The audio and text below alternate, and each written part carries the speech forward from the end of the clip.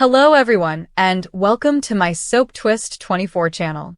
I hope everyone is having a wonderful day. Before we begin, please hit the subscribe button and give this video a thumbs up. According to teasers on The Bold and the Beautiful BNB, some fans are wondering if Luna Nozawa, Lisa Yamada, has already lost Will Spencer's Crew Moro baby. Is Luna hiding a miscarriage, or is she preparing for another round of manipulation?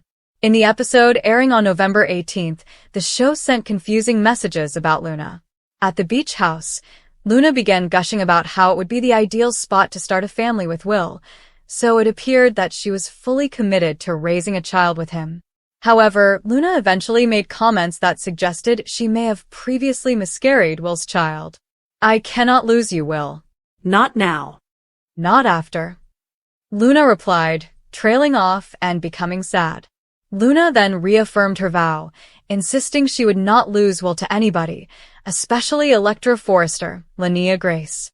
Of then, Luna could have simply meant that she couldn't lose Will after what had transpired. Luna worked hard on this pregnancy plot, and she may not want it to go to waste. However, there was a lot of focus on the baby, because Will made it apparent it was all he cared about. Luna held her bump when Will inquired about their baby's well-being, so BNB could play this several ways. There's a chance Luna had a miscarriage, which is one option to consider. Perhaps this is why Luna is so eager to fight for Will and their future together. Perhaps Luna believes that if Will simply surrenders to loving her, she will be able to conceive again and have a family. Luna, on the other hand, may finally be admitting that a future with Will is unlikely now that he has made such an outburst. If that's the case, Luna may determine it's in her best interests to pretend she's lost the baby and cut all links with Spencer before disappearing. Regardless, it appears like the program may be preparing for Luna's apparent death.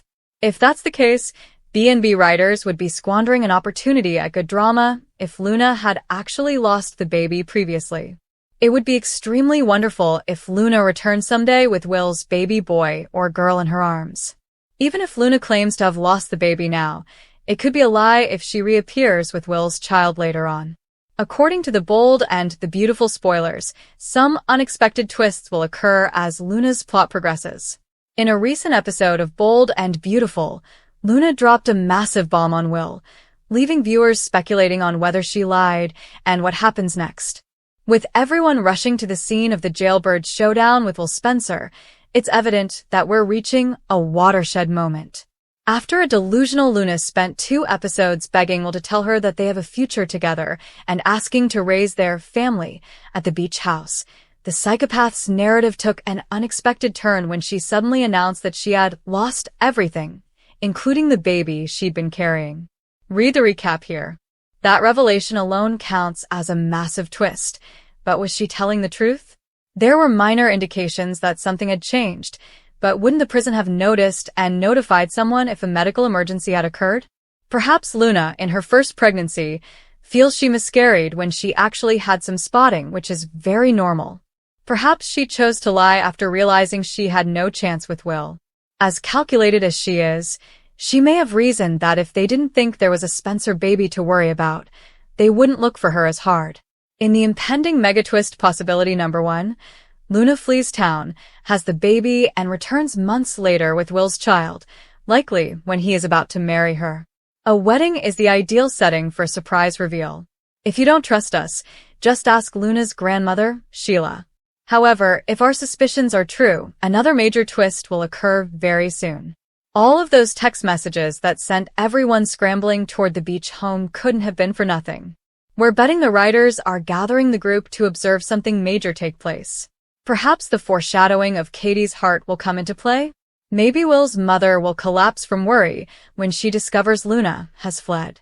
In the future megatwist possibility 2, the writers chose to have Luna lose the baby to allow her to donate her heart to Katie while still on the verge of death. Soaps often bring back villains from the past, so it's likely that Katie won't collapse, but Luna will be presumed dead, only to return unexpectedly, with or without a Spencer child in tow. Did Luna lie about losing the baby? Vote. The moment the DNA results slid from Poppy's quivering fingers and fluttered to the penthouse floor like a guilty confession, The air in the Forrester estate became electrified. Luna remained caught in the doorway, her wide blue eyes reflecting a storm she hadn't anticipated. She had come to confront her mother about the weird mints, the late-night texts, and the secrets that had been piling up like unopened Il Giardino takeout containers.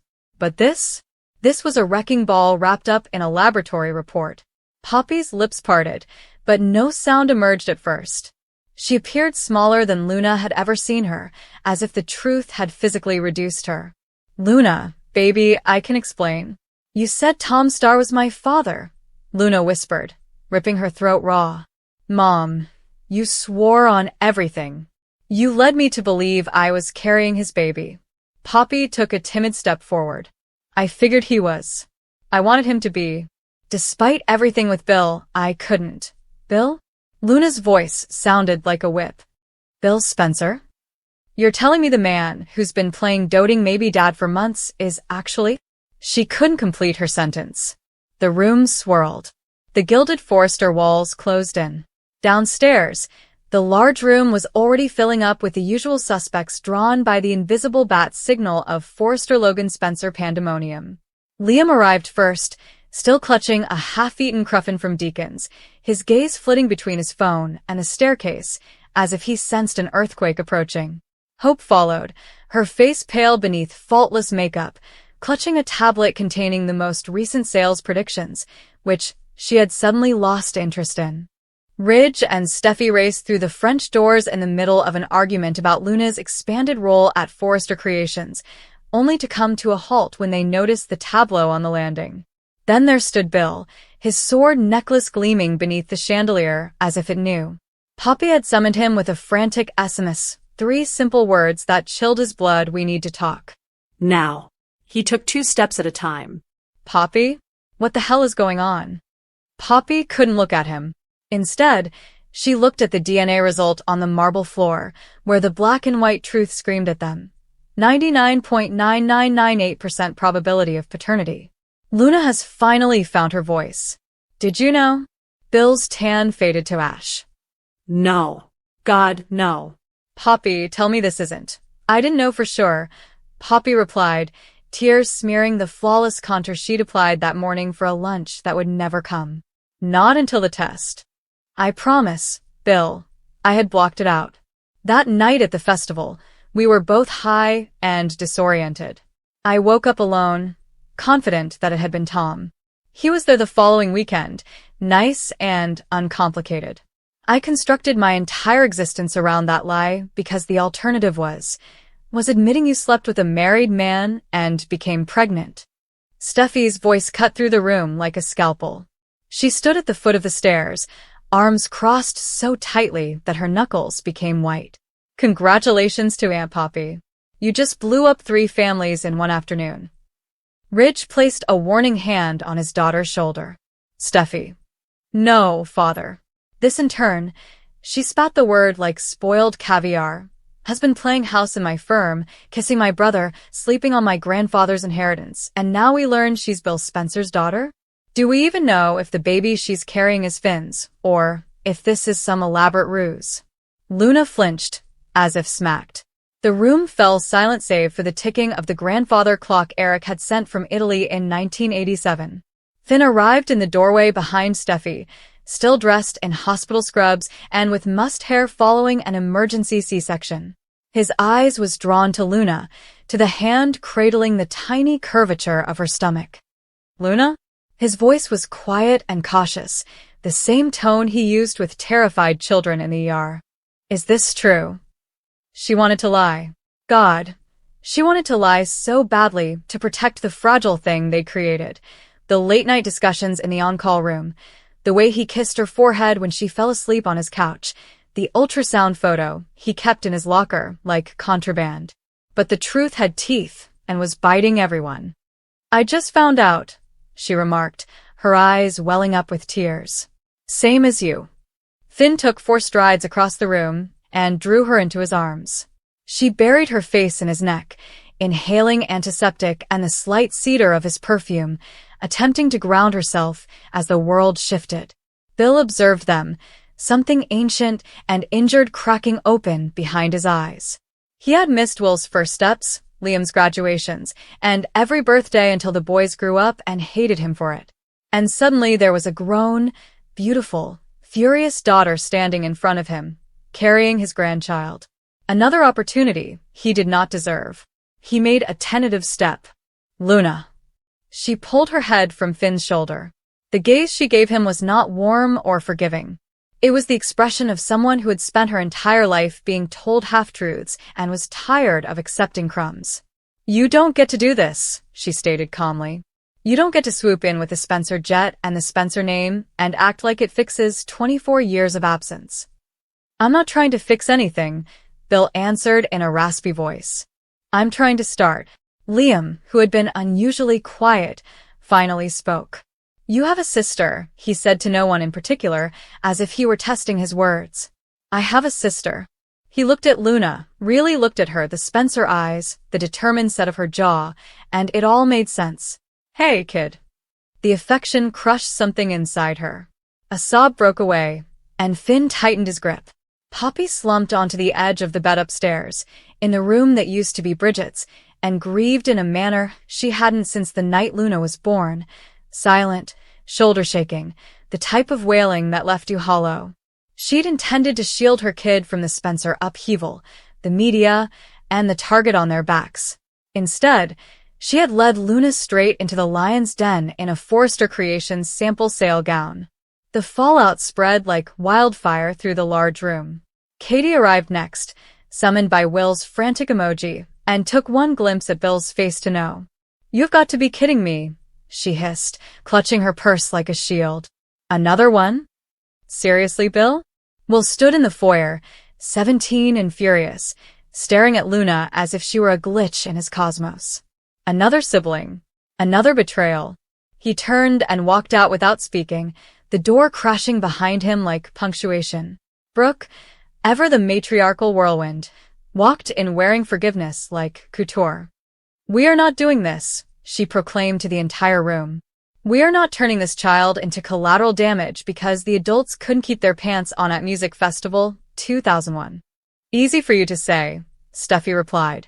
Your daughters aren't the ones who had to share company with Bill Spencer's secret love child. Hope moved in between them before claws emerged. This is not about Forrester Creations right now. This is about a girl who just discovered her entire existence was a lie. Luna moved away from Finn and faced the room. Every eye was on her, some gentle and some sharp, waiting for her to break or fight. I'm still me, she said, her voice trembling but calm. I'm still the girl who grew up in a one-bedroom in Ojai, with a mother who worked extra shifts so I could attend art classes. I'm still the girl who fought her way into Forrester because I excel at what I do. None of that changes because of the DNA I have. She gazed at Bill. You are not my father. Not yet. Perhaps not ever. That is not a title you receive because a lab says so. It's a title you earned. What about right now? She gave out a teary laugh. You're failing the entrance exam. Bill gulped hard. The dollar bill Spencer, who once faced the SEC, reduced to a father unable to meet his daughter's gaze. Finn took Luna's hand. We're leaving, he said. She doesn't need this circus tonight. Steffi opened her lips, most likely to remind him of his wife, but a glimpse at Finn's expression sealed it again. He was in doctor mode, protective mode, and nothing but God himself could get through to him tonight.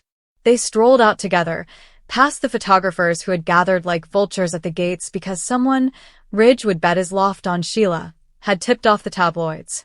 Finn shielded Luna with his body and led her to the passenger seat of his SUV. As they drove away, the family saw her silhouette curling toward him for the last time. Inside, the silence was deafening. Bill then scooped up the DNA report off the floor, folded it with oddly careful fingers, and tucked it into his jacket pocket, right over his heart. This changes everything, he explained quietly. For once, nobody argued. 2 weeks later, the aftermath was still felt. Luna moved out of the beach house she was living with RJ and into a small apartment in Silver Lake, which she paid for with her Forrester income after refusing Spencer's money. She retained the job, partly out of spite, partly because Eric himself summoned her to his office, placed a gnarled hand on hers, and murmured, "You stay, sweetheart." Finn spent every night he wasn't on call in her new house, cooking horrible pasta and rubbing her feet while they argued over names they hadn't decided on. He never questioned again if the baby was his. The ferocious way he shielded her tummy from subway doors and paparazzi elbows was sufficient proof. Bill tried. God, he tried.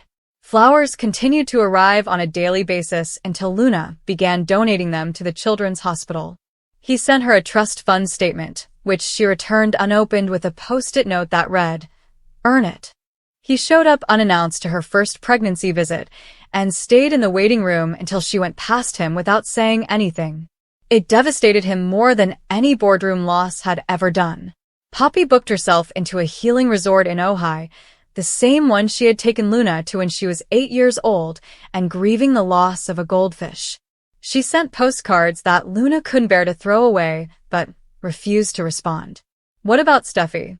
Steffi watched Luna sketch in the design room with rapt attention, watched clients request her directly, saw sales statistics rise, and despised how talented the girl was. She despised the fact that she understood, on some level, the courage required to return to the lion's den every day. Steffi discovered Luna in the patio munching saltines to combat her morning sickness, which lasted the entire day. "You're still here," Steffi replied, not nearly a question. "I told you," Luna replied, without looking up. "I'm not going anywhere." Steffi examined her for a long time, noticing the heavy lines and defiant tilt of her chin that seemed painfully similar. "He's ruining himself, you understand." Bill. "I've never seen him like this." Luna finally addressed her gaze. "Good." A single word hung between them, cutting and honest. Steffi nearly smiled. "You really are a Spencer." Luna laughed softly, astonished, yet, for the first time, not completely resentful. Months later, on a Tuesday scented with jacaranda and second chances, Luna went into labor during a fitting for Hope's new collection. Her water broke all over a bolt of Italian silk that cost more than her car. Hope drove her to the hospital, running red lights and shouted encouragement as only a Logan could. Finn met them at the ER doors, already scrubbed in, his eyes filled with horror and excitement in equal parts. Bill was already there.